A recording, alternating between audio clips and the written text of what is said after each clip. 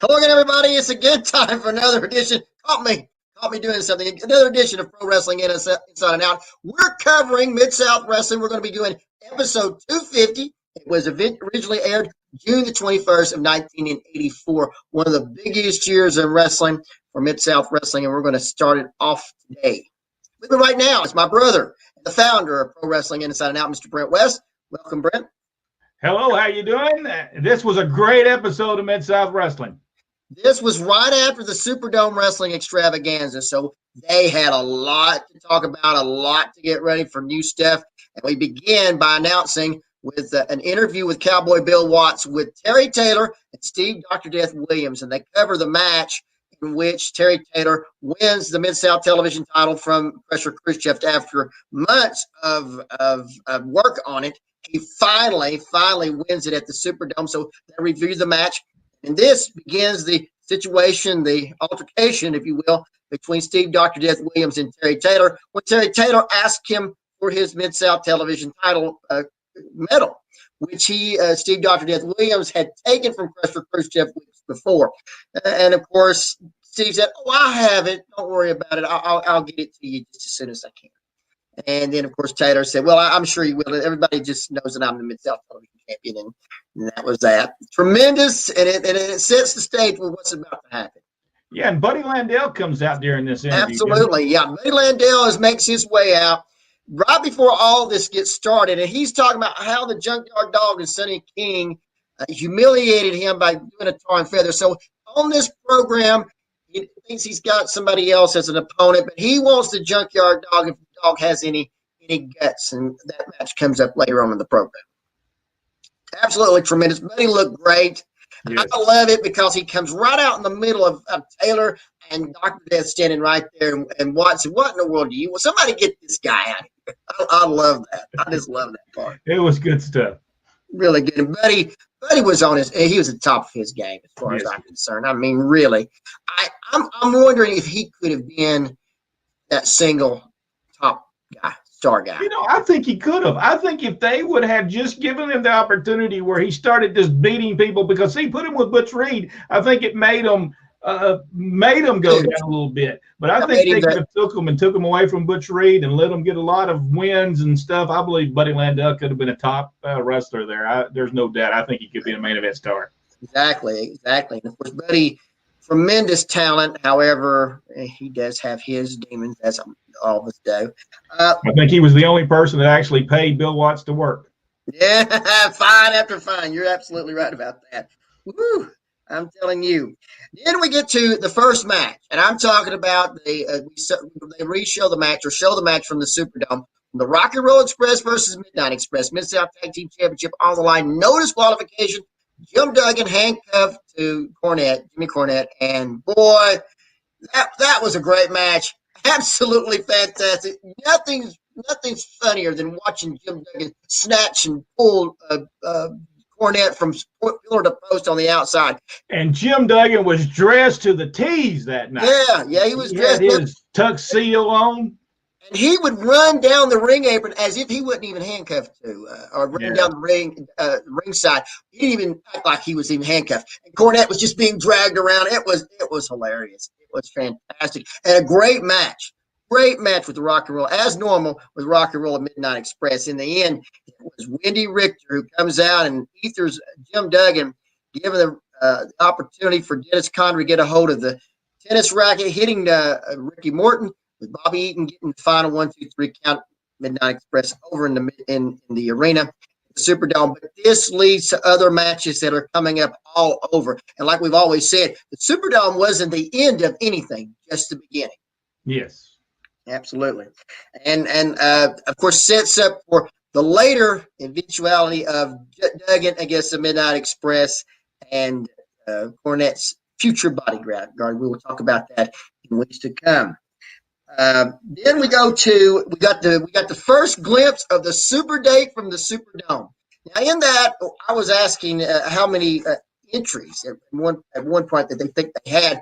Jim Ross announced that they had about 2,000 entries for the Super Date at the Superdome, and Watts said that even after they lost the match, they still went out and gave these ladies a great time, and Jim Ross and his wife chaperoned the event. And I think that turned out pretty successful for that endeavor. Then we have a big match. Wendy Richter, just after her ethering Jim Duggan, is against Velvet McIntyre. And Velvet McIntyre, co-holder of the Women's World Championship. Tremendous match. Absolutely solid. Just a solid match. And really, you could see Wendy Richter really, she had it. Whatever you want to call it, she had it. Yes. And it was quite on display for all to see. In the end, Wendy Richter wins the match over Velvet McIntyre with a double leg drop. That was a great match. It was absolutely a fantastic match. Each woman complimented each other tremendously. And for television, it really highlighted the women's contribution and what they could do in the ring, especially with the athleticism of Wendy Richter and Velvet McIntyre in that match. Yeah. Then we had the big one. Ernie Ladd returns in a handicap match against Mark Reagan and Greg Brown. And Ernie, always impressive. He just towered over these guys. I mean, he didn't do the interview this time. And I love Ernie Ladd when he's talking. But Ernie Ladd, in this case, he just totally dominated. Absolutely dominated. And catches the lady, in the end, catches, I believe it was Greg Brown with a double leg drop, and Greg was taking it whether he wanted to or not. If you watch the video, he did. Ernie was beating them both them guys up, and and I always thought when I was watching this match, if Ernie Ladd really wanted to really do them guys damage, he could have done damage to both them boys. It looked like he held back. I think he did. Really looked like he held back, and like I said, Brown was trying to come up off the mat, and before he had two big legs up on top of him from Ernie Ladd, and that was the end of it. 1, 2, 3, and Ernie Ladd then ends up winning that. In that, Bill Watts, I think, mentioned that Ernie Ladd was looking for the North American Championship, which we'll cover in the next episode. Then we have the 6-man tag team match, and what a 6-man tag! Oh, that match was great. Oh my goodness! You have Crusher Khrushchev, Pat Rose, and Barry Orton against the Rock and Roll Express and Jim Duggan. And when you check the difference of the crowd, the response of the crowd during the match, before the match, during this whole thing, the crowd was into it from beginning to end, and it shows you just how over the Rock and Roll Express and Jim Duggan was. Not only that, but it showed how much of a great wrestler Pat Rose was. Exactly. It showed how good Crusher Khrushchev was. And really, Barry Orton doesn't get the respect he should deserve of how good all three of those people were in that match. It was an awesome match, ending up with a double drop kick to Crusher Khrushchev, double drop kick to Pat Rose, and then it's poor Barry Orton. Oh, he it's the worst of it. Big gigantic spear off the second rope from Jim Duggan. It was, whew. And when he gave that spear, his elbow connected to Barry Orton. If people watch that on the video, he connects with Barry Orton and knocks his running lights out. I mean, he goes down hard. Man, and you can see when he goes to pin him, Jim Duggan's going, he's saying, sorry, man. Right. Oh, man. Him for a loop. Yeah, that was good. Check out those slow motions after the matches, and the sip comes up in the bumpers. They're awesome, and they'll show what impact. That was Watts' thing. He loved the impact, no matter what. Then we had the last match, Buddy Landel against the Junkyard Dog, and of course, at that point, Landel was out there, and of course, we were wondering who was going to come, and then the music starts, and then Boyd Pierce introduces the Junkyard Dog. Crowd goes nuts, as normal, and another great match. Landel really, I mean, he put his all into this. He really put his all into it. About right at the beginning of the match, for a few moves, then here comes Butch Reed, and automatically everybody knows what's about to happen. I mean, the crowd's there. The people are beginning to understand. In the end, Reed ends up tripping the Junkyard Dog. Junkyard Dog jumps up, sees Reed on the outside, and slaps Reed. He goes down. Landel comes from behind, tries to roll him up, Landel is then reversed his Junkyard Dog powers out, runs Reed into Buddy Landel. They go down. In the end, it's the Junkyard Dog. Finally, he's got him up, rolls him up. 1, 2, 3. And then here comes Ernie Ladd and Butch Reed, and Landel back to double up on the Junkyard Dog. And then comes Sonny King. People just go nuts. He's going to attack him with a mic stand. I've seen with a mic stand, Sonny King. That's good stuff. Good stuff. And like I said, think about it. I think it was 36 years. 36 years since these originally aired. And like I said, they still hold up today. They really do. They really and truly do. Then the last match features a new tag team that's coming. And I'm talking about the fantastic Bobby Fulton and Tommy Rogers. They face Bob Owen and Ed Siegel. And right off the bat, Bill's, I want to talk about just real quick. In the beginning, when we were talking with Bill Dundee, he said that Bill Watts actually looked at the fabulous ones to come in.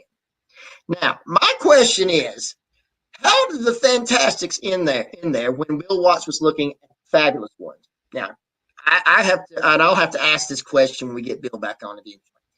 Number one, is there problems with the fabulous ones and Bill, or would he have much rather have had Tommy, or did Jarrett not want to give them up? That's my two questions. I don't know the answer to either one, but it just seems odd that here we have Bobby Fulton and Tommy Rogers, when Bill just said, a few weeks ago on this program, where actually Watts was looking at the fabulous ones. So anyway, we had the Fantastics. They were in the ring. Tremendous match. Ends up with Tommy Rogers hitting him with the power slam. Tremendous action. Super quick. Fulton and Rogers, I don't think really looked any better than they did on this particular match. One thing I noticed in this match was the poor old guy. I don't know which one it was, but man, he about fell out of the. That was Ed Siegel. Yeah, he about falls out the ring, and then when they go to pick him up, they're supposed to go into something, and I guess he just drops them and he pins them. I believe that was supposed to be a power slam, and it ended up being a hip toss. I don't. Well. And he ended up on not greatly done. You would have thought as Bill Watts would have made them redo that match. I guess he felt like it was the end of the night. He was ready to go home. Yeah, I guess so. Then they come over for an interview, and you'll notice in this interview that Bobby Fulton and Tommy Rogers are calling themselves the Fantastic Ones, which, of course, Bobby Fulton was one of the Fantastic Ones with Terry Taylor the year before with Georgia Championship Wrestling Superstars when they were doing it in Georgia. So, but yeah, you would know. I automatically noticed that both Rogers and Fulton were calling themselves fantastic. And of course, they are fantastic. They really are. We say fantastic. They are. Are fantastic. I've always thought they were great. I thought they had great matches with. Rock and Roll and the Midnight had great matches, but the Midnight and the Fantastics had superb matches. I thought they had better matches than Rock and Roll. Sure, and then the Fantastic is Bill Dundee and Dutch Mantel. Equally as great. But yeah, what an hour. Look at that. That was everything in 1 hour, ladies and gentlemen. It was nonstop action from the time it started to the time it ended. And they were not finished by no stretch of the imaginations, because think about it. You're only seeing part. When you're watching these shows, you're only seeing part of it. You're not seeing the interviews and the events coming up in their local towns. And that really set the tone in lots of cases with a lot of these matches, talking to the wrestlers in these individual markets.